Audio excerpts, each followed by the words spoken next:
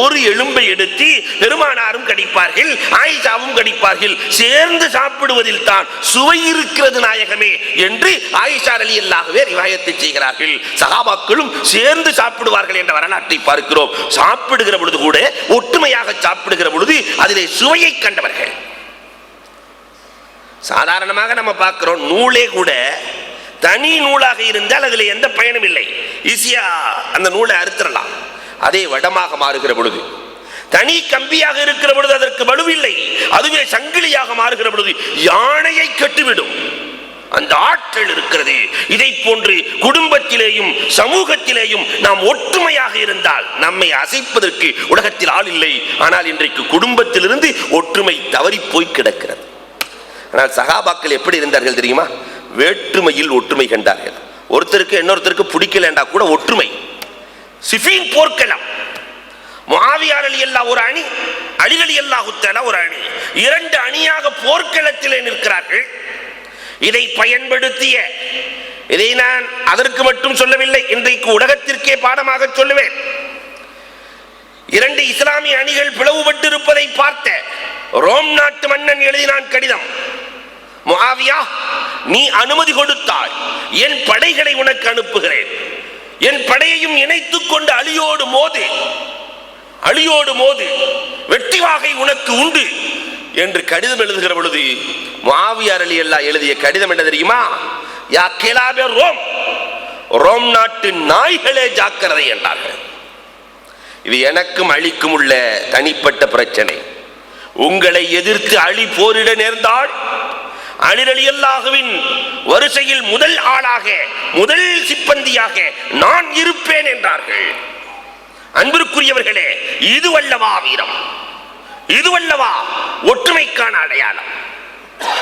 இதே போர்க்களத்தில் அபூ ஹுரைரா ரலியல்லாஹு தஆலா முஆவியா ரலியல்லாஹுவினுடைய அணியிலே சாப்பிடுவார்களாம், அலி ரலியல்லாஹுவினுடைய அணியிலே தொழுவார்களாம்.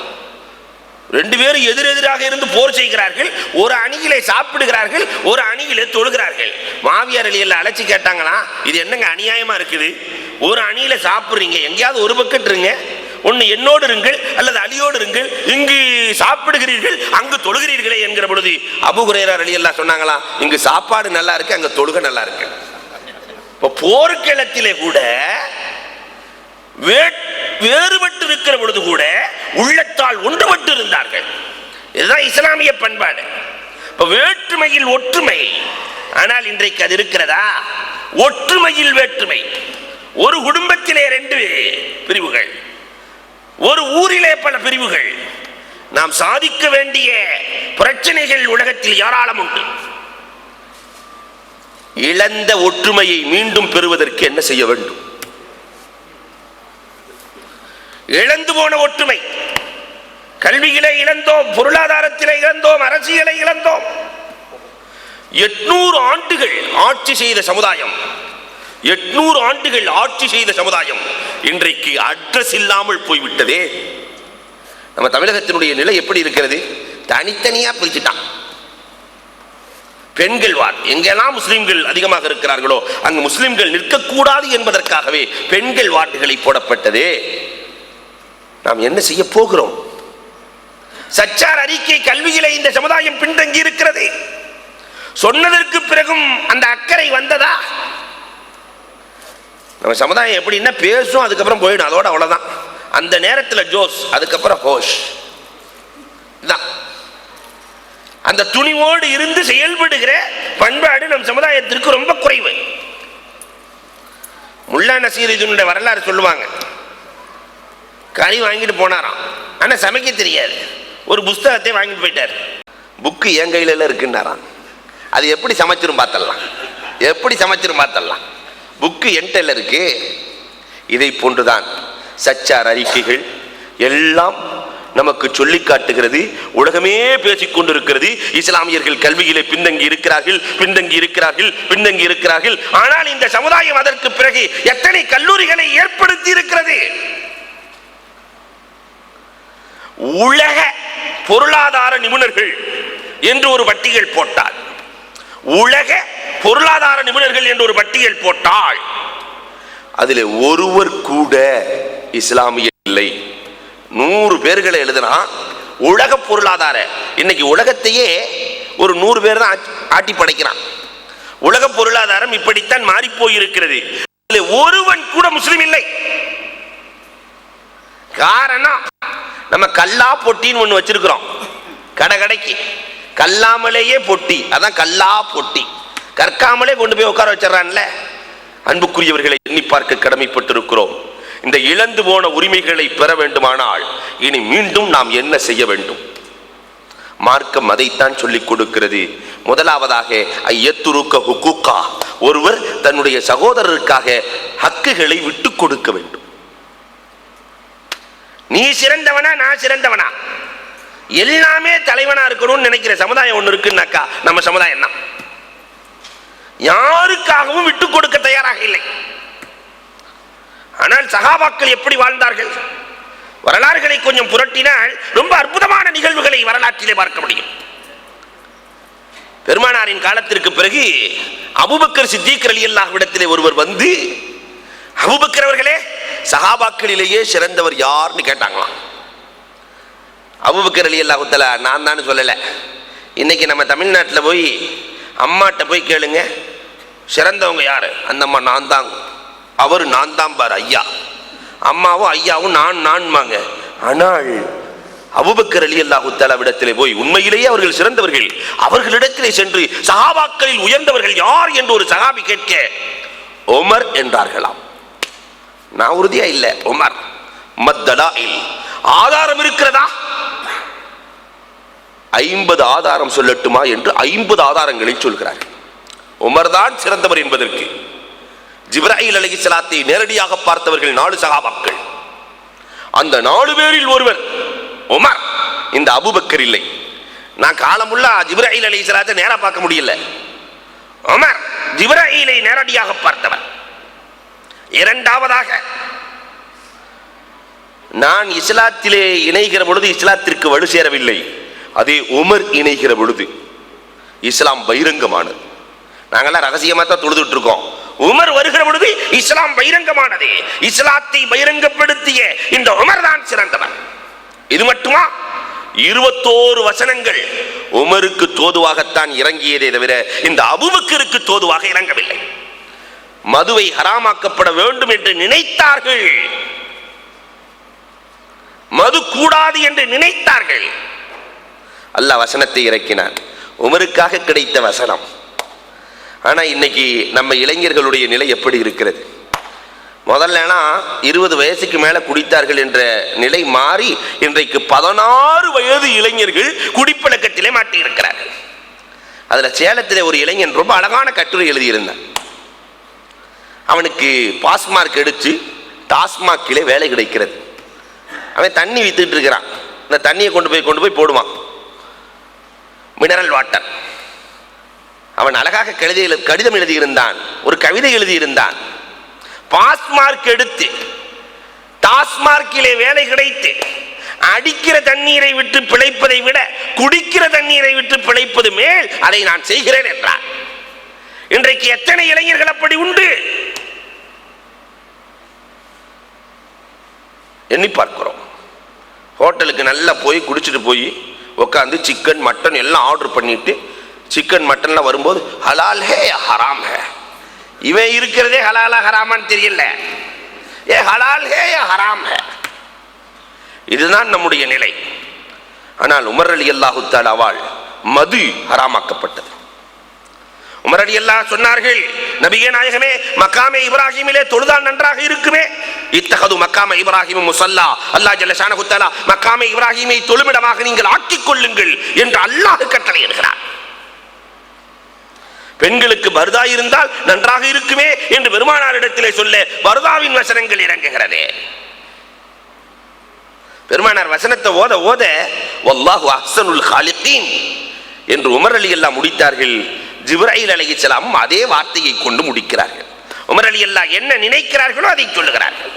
அதனால் அபூபக்கர் ரலியல்லாஹு சொன்னாங்க, 21 வசனம் உமருக்கு தோதுவாக இறங்கியது, அதனால் உமர் சிறந்தவர். இது மட்டுமில்லை, பெருமானார் ஒரு கனவு கண்டார்கள். பொதுவாகவே பெருமானாருக்கு ஒரு பழக்கம், கனவு கண்டுவிட்டால் அதை மறுநாள் காலையிலே சஹாபாக்களுக்கு சொல்லி விளக்கம் தருவார்கள். இன்று இரவு நான் பால் குடிப்பதை போன்று கனவு கண்டேன், என் பாலில் எஞ்சியதை நான் உமருக்கு கொடுத்தேன் என்றார்கள். சொல்லிவிட்டு பெருமானார் சொன்னார்கள், யார் பால் குடிப்பதை போன்று கனவு காணுகிறாரோ அவர் கல்வியை பெறுவார், என் கல்வியில் மிச்சத்தை உமருக்கு அளித்தேன் என்றுதான் சொன்னார்களே தவிர இந்த அபூபக்கருக்கு அளித்தேன் என்று சொல்லவில்லையே. அதனால் உமர் தான் சிறந்தவர். இது மட்டுமா, இன்னல்லாஹ் யன்திகு அலா லிசானி உமர், உமரின் நாவில் அல்லாஹ் பேசுகிறான் என்று பெருமானார் சொன்னார்களே தவிர அபூபக்கரின் நாவில் அல்லாஹ் பேசுகிறான் என்று சொல்லவில்லையே. லவ் கான மின் பஅதி நபி லகான உமர், எனக்கு பின்னால் ஒரு நபி வருவதாக இருந்தால் அது உமர் தான் என்று பெருமானார் சொன்னார்களே தவிர அபூபக்கர் என்று பெருமானார் சொல்லவில்லையே. இப்படி ஒரு 50 ஆதாரம். இதை கேட்ட ஆளு நம்ம மாதிரி ஆளு. பொதுவாகவே நம்மள சில பேர் இருக்கிறோம், மசாயில ஒரு அஜத்திட்ட கேட்க மாட்டோம். இந்த அஜத்தை அந்த அஜத்தை அந்த அஜத்தை அந்த அஜத்திலாம் கேட்டு அதுக்கப்புறம் ஒரு கெஸ் பண்றது, இதுல யார் சொன்னது சரியா இருக்கும் அப்படி ஒரு மாதிரியா கூட்டி கழிச்சு பெருக்கி எல்லாத்தையும் ஒன்று சேர்த்து இவர் ஒரு மசாலா உருவாக்குவார். இதே மாதிரி நேரா உமர் அலி அல்லாவிடத்திலே சென்று, உமரே சஹாபாக்களிலேயே சிறந்தவர்கள் யார் என்று கேட்க உமர் அலி அல்லா சிரித்தார்களாம். இது என்ன கேள்வி? சஹாபாக்களிலேயே சிறந்தவர்கள் அபூபக்கர் தானே. மத்தலாயில் அபூபக்கர் தான் சிறந்தவர்கள் என்பது உங்களுக்கு ஆதாரம் இருக்கிறதா? லீ ஹம்சூன தலாயில், என்கிட்ட 50 ஆதாரம் இருக்குன்னாங்களாம். அவங்க சொன்ன மாதிரி இவங்க சொல்றாங்க என்கிட்ட 50 ஆதாரம் இருக்கிறது. சொல்ல முடியுமா? ஏன் முடியாது? லவ் குன்து முத்தஹிதன் கலீலா லத்தஹதுது அபூபக்கர் கலீலா. பெருமானார் சொன்னார்கள், எனக்கு ஒரு நண்பனை தேர்ந்தெடுக்கிற உரிமையை அல்லாஹ் கொடுத்தால் நான் அபூபக்கரை தான் நண்பனாக ஆக்குவேன். மஸ்ஜிது நபவியை நோக்கி இருக்கிற எல்லா வாயில்களையும் அடைத்து விடுங்கள், அபூபக்கரின் வாயில் மட்டும் திறந்திருக்கட்டும் என்று பெருமானார் சொன்னார்கள். அப்பொழுது நானும் சொன்னேன், உமர் ரலியல்லாஹு சொல்றாங்க, நாயகமே நான் வருவதற்காக அல்ல, நீங்கள் வருவதை பார்ப்பதற்காக நான் ஒரு வாயிலை திறந்து வைத்துக் கொள்ளட்டுமா என்கிற பொழுது பெருமானார் எனக்கு அனுமதி அளிக்கவில்லையே. அபூபக்கருக்கு மட்டும்தானே அந்த அனுமதி கிடைத்தது. அதனால் சஹாபாக்களில் சிறந்தவர் அபூபக்கர். அது மட்டுமா, 18,000 பேர்கள் ஃபத்ஹ் மக்காவிலே, மக்காவின் வெற்றியின் பொழுது கூடியிருக்கிற பொழுது ஒரு சஹாபி கேட்கிறார், ஐயு சஹாபத்தி அஃலல், சஹாபாக்களிலேயே யார் சிறந்தவர்கள் என்று கேட்கிற பொழுது நானும் பக்கத்துல தான் நிக்கிறேன். பெருமானார் ஸல்லல்லாஹு அலைஹி வஸல்லம் சட்டென்று சொன்னார்களே, சஹாபாக்களிலேயே சிறந்தவர் அபூபக்கர் என்று தான் சொன்னார்களே தவிர உமர் என்று சொல்லவில்லையே. நாங்கள் எல்லாம் சபையிலே அமர்ந்திருக்கிற பொழுது ஒரு பெண்மணி பெருமானாரிடத்திலே மஸ்அலாவை கேட்டு வருகிறார். நாயகம் வேலையில் இருக்கிற பொழுது பிறகு சொல்லுகிறேன் என்று சொல்ல அந்த பெண்மணி, நாயகமே நீங்கள் நான் மீண்டும் வருகிற பொழுது ஹயாத்தாக இல்லை என்றால் யாரிடத்தில் கேட்பது என்று கேட்க அபூபக்கர் என்று தான் சொன்னார்களே தவிர உமர் என்று சொல்லவில்லையே. அது மட்டுமல்ல, ஒரு சபையில் அபூபக்கர் இருக்கிற பொழுது மற்றவர்கள் தொலை வைப்பதற்கு அனுமதி இல்லை என்று பெருமானார் ஸல்லல்லாஹு அலைஹி வஸல்லம் சொல்லி இருக்கிறார்களே, அது உமரே இருந்தாலும் அந்த சபையில் அபூபக்கர் இருந்தால் தொலை வைக்கிற அதிகாரம் அபூபக்கருக்கு மட்டும் தான் உண்டு, உமருக்கு இல்லை. இது மட்டுமா, எல்லோருடைய ஈமானை ஒரு தட்டிலே வைத்து அபூபக்கரின் ஈமானை ஒரு தட்டிலே வைத்தால் அதுதான் மிகைத்திருக்கும் என்று பெருமானார் சொன்னார்களே தவிர இங்கே உமரை சொல்லவில்லையே. இப்படியே போகுது. ஒரு 50 ஆதாரத்தை இவங்க காட்டுறாங்க. வந்தவருக்கு குழப்பம் ஆயிடுச்சு. உண்மையிலேயே சிறந்தவர்கள் யார், அபூபக்கரா உமரா, யார் சிறந்தவர்கள்? இதை தெரிந்து கொள்ள வேண்டுமானால் சஹாபாக்களிலேயே அறிவு ஜீவி என்று போற்றப்பட்ட உபய் இப்னு கஅப் ரலியல்லாஹு இடத்திலே செல்கிறார். உபய் இப்னு கஅப் ரலியல்லாஹு தஆலா சொன்னார்களாம், அபூபக்கரை குறித்து பெருமானார் பேசி இருக்கிறார்கள். அபூபக்கரே, நீங்கள் இப்ராஹிம் அலைஹிஸ்ஸலாத்தை போல ஈசா அலைஹிஸ்ஸலாத்தை போல என்று 2 ரசூலுக்கு ஒப்பாக்கி இருக்கிறார்கள் அபூபக்கரை.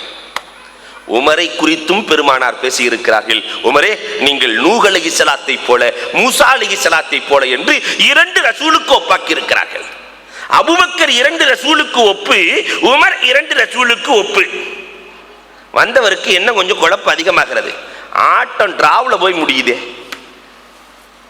2 பேர்த்தில் சிறந்தவர் யார் என்று கேட்டால் நீங்கள் 2 பேரையுமே சேர்த்து சொல்லுகிறீர்களே என்கிற பொழுது இப்பொழுதுதான் உபய் இப்னு கஅப் ரலியல்லாஹு சொன்னார்கள், ஆயிஷா சித்திகா ரலியல்லாஹு தஆலா அன்ஹா ஒரு நாள் இரவு நட்சத்திரங்களை பார்க்கிறார்கள். வானத்தில் இருக்கிற எல்லா நட்சத்திரங்களையும் பார்த்து ஆயிஷா நாயகி பெருமானாரிடத்திலே கேட்டார்கள், நபியே நாயகமே, இந்த நட்சத்திரங்களை விட அதிகமாக நன்மை செய்தவர்கள் சஹாபாக்களில் இருக்கிறார்களா என்று கேட்கிற பொழுது அவங்க நினைச்சிட்டு கேட்கிறாங்க, தன்னுடைய வாப்பாவை சொல்லணும்ட்டு, அபூபக்கரை சொல்லணும்னு நினைச்சிட்டு கேட்கிறாங்க, இந்த நட்சத்திரங்களை விட அதிக நன்மை செய்தவர்கள் சஹாபாக்களில் இருக்கிறார்களா என்று கேட்க, ஓ இருக்கிறாரே, அவர்தான் உமர் என்றார்கள் பெருமானார் ஸல்லல்லாஹு அலைஹி வஸல்லம். ஆயிஷா நாயகியினுடைய கண்களில் இருந்து கண்ணீர் வருகிறது. நாயகமே, அப்ப எங்க வாப்பா அபூபக்கர் நிலைமை என்ன நாயகமே என்கிற பொழுது பெருமானார் சொன்னார்கள், உமர் ரலியல்லாஹுவினுடைய வாழ்நாள் முழுக்க செய்த அமல்கள் அபூபக்கரின் ஒரு இரவு ஒரு பகலுக்கு ஈடாகாது என்றார். வாழ்நாள் முழுக்க செய்த அமல்கள் எந்த பகல் என்று கேட்கிறீரா? பெருமானார் மிஅராஜுக்கு சென்று வந்துவிட்டு சொன்னதை உண்மைப்படுத்தினார்களே அபூபக்கர், அந்த பகலுக்கும். எந்த இரவு என்று கேட்கிறீரா? பெருமானாரோடு சௌரு குகையிலே தங்கியிருந்தார்களே, அந்த இரவுக்கும் ஈடாகாது என்று உபய் இப்னு கஅப் ரலியல்லாஹு தஆலா தீர்ப்பளிக்கிறார்கள் என்றால், இவர்களுக்காக அவர்கள் விட்டுக் கொடுக்க தயாராக இருந்தார்கள், அவர்களுக்காக இவர்கள் விட்டுக் கொடுக்க தயாராக இருந்தார்கள். இது போன்ற 1000 நிகழ்வுகள். உஸ்மான் ரலியல்லாஹு தஆலா அபூ தல்ஹா ரலியல்லாஹுக்கு கடன் கொடுத்திருக்கிறாங்க, 60000 திர்ஹம் கடன் கொடுத்திருக்கிறாங்க. பொதுவாகவே இந்த கடனாளியை பார்க்கும்போது கொஞ்சம் மனசுல கேட்டுருவாரேங்கிற அந்த பயம் வரும். அந்த காலத்தில், இந்த காலத்தில் அப்படி இல்லை. கடன் கொடுத்தவன் தான் அடங்கி போக வேண்டி இருக்கு.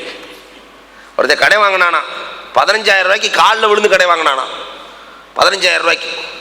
மனைவி உடனே போய் கட்டினேன் பார், 15000 ரூபாய் வாங்குறதுக்காக இப்படி போய் அடுத்தவன் காலில் விழுகிறிய. இவன் சொன்னானா, நான் ஒரு தடவை தான் விழுகிறேன், நீ கொடுத்துட்டு அவன் எத்தனை தடவை விழுவான் பாரு, கொடுத்துட்டு அவன் எத்தனை தடவை விழுகிறான் பாரு. இப்போ நம்முடைய நிலை இப்படித்தான் இருக்கிறது. ஆனால் அபூ தல்ஹா பார்த்து பார்த்து ஒதுங்குகிறார்கள். உஸ்மான் ரலியல்லாஹு இதை பார்த்து விட்டு, பள்ளியிலே என்னை பார்த்து ஒதுங்குவதற்கான காரணம் என்ன என்று கேட்கிற பொழுது, உங்களிடத்திலே கடன் வாங்கினேன், என்னால் கொடுக்க முடியவில்லை, அதனால் பார்த்து நான் ஒதுங்குகிறேன் என்கிற பொழுது, உங்களுக்கு அது அன்பளிப்பு என்றார்கள். விட்டுக் கொடுக்கிற மனப்பான்மை தன் சகோதரனுக்காக. இன்றைக்கு அந்த மனப்பான்மை நம் சமுதாயத்தில் வந்ததா? வந்தால் இழந்து போன உரிமைகளை மீண்டும் பெற்று விடலாம். இரண்டாவது இஸ்திர்லாஉல் முஸ்லிம். ஒரு முஸ்லிம் இன்னொரு முஸ்லிமை சந்தோஷப்படுத்தி பார்க்க வேண்டும் என்று எண்ண வேண்டும், துக்கப்படுத்தி பார்க்க கூடாது. என் சகோதரன், முஸ்லிம் சகோதரன் சந்தோஷமாக இருக்க வேண்டும், சந்தோஷமாக இருக்க வேண்டும். அதற்காக நான் என்ன செய்ய வேண்டும் செய்கிறேன், சந்தோஷப்படுத்தி பார்க்க வேண்டும். திருச்சியில சமீபத்தில் நீங்கள் எல்லாம் படித்திருக்கலாம், ஒருத்தருக்கு கிட்னி போயிடுச்சு, ஒருவருக்கு கிட்னி சென்று விட்டது. அந்த உறவுக்காரர்கள் கூட கிட்னி கொடுக்க மறுக்கிறார்கள். ஆனால் உற்ற நண்பன் தன் கிட்னியை கொண்டு போய் என் சகோதரனுக்கு நான் தருகிறேன் என்று கொடுத்தானே, அந்த நட்பு உணர்வு. இன்றைக்கு 2 பேருமே சந்தோஷமா வாழ்கிறார்கள். அல்லாஹ் அவர்களுக்கு நீண்ட ஆயுளை வழங்க வேண்டும். சந்தோஷமாக வாழ வைத்தானே, இந்த இளைஞனை மார்க்கம் பாராட்டுகிறது. இன்றைக்கு நாம் நம்முடைய இளைஞர்கள் சந்தோஷமாக இருக்க வேண்டும், நம் சமுதாயம் சந்தோஷமாக இருக்க வேண்டும் என்பதற்காக முயற்சித்திருக்கிறோமா? இப்படி முயற்சித்தாலே இழந்த உரிமைகளை பெற்று விடலாம். பெருமானார் ஸல்லல்லாஹு அலைஹி வஸல்லத்தினுடைய காலத்தில் அடுத்தவர்கள் சந்தோஷமாக இருக்க வேண்டும். எர்முக் போர்க்களம் எல்லாம் செய்திக்கு செவிகளுக்கு வந்த செய்திகள். குற்றுயிராக கிடக்கிற சஹாபிக்கு தண்ணீரை கொண்டு போய் கொடுக்கிற பொழுது, எனக்கு வேண்டாம், என் சகோதரர் தவித்துக் கொண்டிருக்கிறார், அவருக்கு கொடுங்கள், அவருக்கு கொடுங்கள், அவருக்கு கொடுங்கள். 7 பேர்களை சுற்றி மீண்டும் வந்ததே. ஃபாத்திமா நாயகி வீட்டுக்கு ஆசையா ரொட்டியும் தலையும் கொடுத்து விடுகிறார்கள், தலைக்கறியும். ஆயிஷா நாயகி, என் பக்கத்து வீடு அதோட பசியா இருக்கிறாங்க, அவங்களுக்கு கொடுக்கிறேன், அவங்களுக்கு கடைசியில் ஆயிஷா நாயகிக்கே வந்ததே.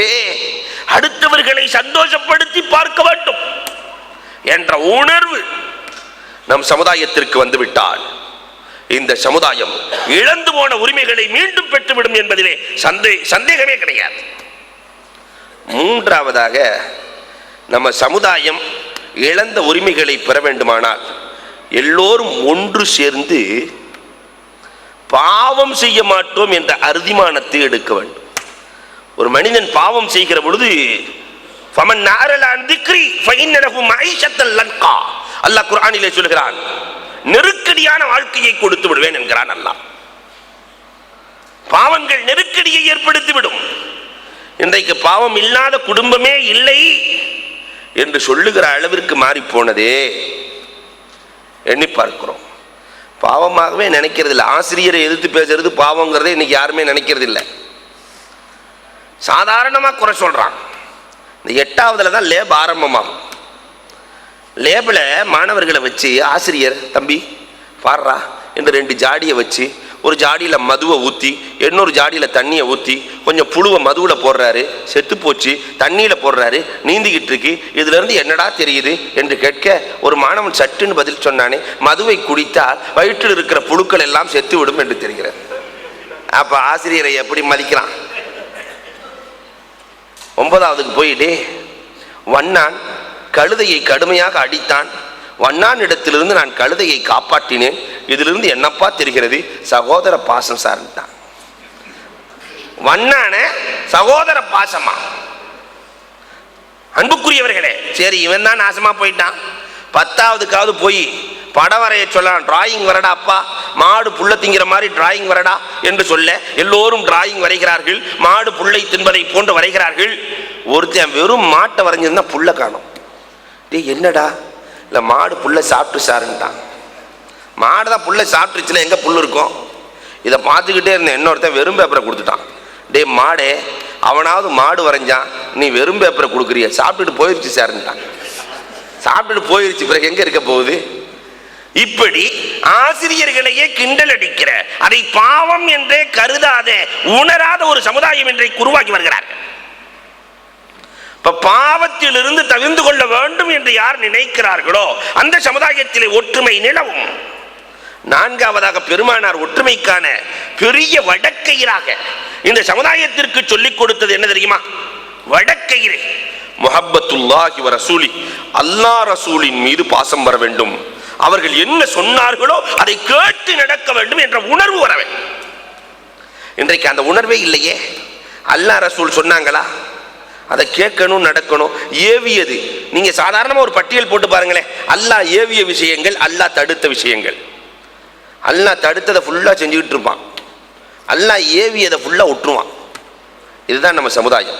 பொதுவாகவே ஒரு புண்ணு வந்து அந்த புண்ணை அப்படியே விட்டுட்டோம்னா அது புறையோடி கேன்சர் ஆகி ஆள் கேன்சல் ஆகி விடுவான். இதை போன்று ஒரு பாவத்தை நாம் செய்கிற பொழுது, பாவம் புறையோடி போகிற பொழுது இந்த சமுதாயத்திற்கு கேன்சர் வந்து இந்த சமுதாயம் கேன்சல் ஆகிவிடும். இன்றைக்கு பாவம் அதிகரித்திருக்கிற காரணத்தினால் வரதட்சணை கொடுமைகள், பெற்றோரை நிந்திக்கிற பாவங்கள், மனைவி மக்களை கொடுமைப்படுத்துகிற கணவன்கள், கணவன்மார்களை கொடுமைப்படுத்துகிற மனைவிமார்கள், இப்படியே பாவத்தின் பட்டியல் அதிகரிக்கிற காரணத்தினால் ரப்புல் ஆலமீன் இந்த சமுதாயத்திற்கு கிடைக்க வேண்டிய இஸ்ஸத்தை குறைத்தார். இன்னைக்கு கண்ணியமில்லாத சமுதாயம் யாருன்னா நம்ம சமுதாயம் தான். எல்லாம் இருந்தும் கூட கண்ணியம் இல்லை. காரணம், அல்லாஹ் ரசூலினுடைய சொல்லுக்கு மரியாதை இல்லை. அதனால் அல்லாஹும் ரசூலும் நம்மை மதிக்கவில்லை. இதுதான் நிதர்சனம். கடைசியாக ஒன்றை நான் பதிவு செய்து நிறைவுக்கு வருகிறேன். இழந்து போன உரிமைகளை மீண்டும் பெற வேண்டுமானால் ஒருவருக்கொருவர் கரம் கோர்த்து நிற்க வேண்டும். இவர் அந்த இதில் இருக்கிறாரு, இவர் இந்த இதில் இருக்கிறாரு, அப்படி இருக்கிறாரு, இப்படி இருக்கிறாரு என்ற பாகுபாடு உணர்வுகளை நீக்கி குல்லு முஸ்லிமின் இஹ்வா, ஒவ்வொரு முஸ்லிமும் சகோதரன். இந்த சகோதரனுக்காக நான் என் உயிரை கொடுக்க தயார். சஹாபாக்கள் இருந்தார்கள், தன் உயிரை கொடுக்க இன்னொரு சஹாபிக்காக தயாராக இருந்தார்களே, அந்த உணர்வு வந்து விட்டால் இழந்து போன உரிமைகளை மீண்டும் பெற்று விடலாம். ரப்புல் ஆலமீன் இந்த சமுதாயத்திற்கு அந்த உணர்வை கொடுக்க வேண்டும். கேட்டிக்கும் அல்லாஹ் இந்த உணர்வை கொடுக்க வேண்டும். வெறும் சேவைகள் இதோடு நின்று விடாமல் கல்வி சேவையாக, மருத்துவ சேவையாக, அரசியல் உணர்வுகளாக பல்வேறு வகையான சேவைகளை செய்து சமுதாயத்திலே நிலைத்திருக்க வேண்டும். வெறும் குவைத்தில் மட்டும் கேட்டிக் வேண்டாம், அகில உலகத்திற்கும் அது பரவ வேண்டும். அகில உலகத்திற்கும் அது பரவ வேண்டும். அதுவும் குறிப்பாக தமிழகத்திலே பல்வேறு புரட்சிகளை நிகழ்ச்சிகளை ஏற்படுத்த வேண்டும். அல்லாஹ் ரப்புல் ஆலமீன் அதற்கு தௌஃபீக் செய்தருள்வானாக. இத்தனை நாட்களாக வாய்ப்பு கொடுத்து நல்ல பல விஷயங்களை சொல்லவும் கேட்கவும் தௌஃபீக் செய்த இறைவனுக்கு எல்லா புகழும் உரித்தாகட்டும். உங்கள் அனைவருக்கும் நான் நன்றியை தெரிவித்து விடைபெறுகிறேன். அல்லாஹ் ஜல்ல ஷானஹு தஆலா உங்கள் அனைவருக்கும் எல்லா வகையான வளத்தையும் நலத்தையும் தந்தருள்வானாக. சிறந்த ஆரோக்கியத்தையும் மனநிறைவான வாழ்க்கையையும் அல்லாஹ் தந்தருள்வானாக. ஒற்றுமையான சமுதாயமாக எல்லோரும் ஒன்றாக இணைந்து செயல்படுகிற சமுதாயமாக அல்லாஹ் நம்மை ஆக்கி அருள்வானாக. கியாமத்து நாள் வரை நம்மை நீடிக்க செய்வானாக. இழந்து போன கல்வி உரிமைகளை மீண்டும் பெறுவதற்கும், இழந்து போன அரசியலை மீண்டும் பெறுவதற்கும், பொருளாதார மேம்பாட்டை அடைவதற்கும் ரப்புல் ஆலமீன் நம் அனைவருக்கும் தௌஃபீக்கை தந்தருள்வானாக. வாஹிரு தஅவா அனில் ஹம்துலில்லாஹி ரப்பில் ஆலமீன். அளவற்ற அருளாளனும் நிகரற்ற அன்புடையனும் ஐயா எல்லாம் அல்ல அல்லாஹ்வின் திருப்பெயர் போற்றி அவனின் திருத்தூதராய நபிகள் பெருமானார் முஹம்மது ஸல்லல்லாஹு அலைஹி வஸல்லம் அவர்களின் மீது ஸலவாத் பொழிந்தவனாக எனது உரையை ஆரம்பிக்கின்றேன். கடந்த 11 நாட்கள்